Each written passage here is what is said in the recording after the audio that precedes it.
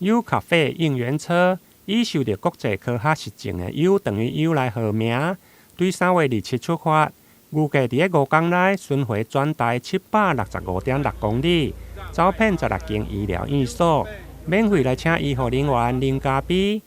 并且甲艾滋感染者对着医护人员表达的感谢，印伫个咖啡杯啊，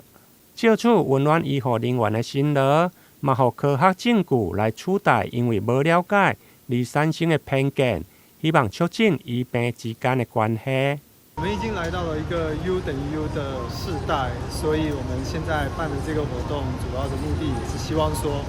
大家都能够知道HIV 感染者他们现在的处境。在走向这个 U 等于 U 的世代的时候，其实我想对待每一个人应该都是平等、尊重。我们有就医权，我们有就学，有各种各样不同的权利。我们大家一起来共同维护。U 等于 U 这个活动就非常有意义。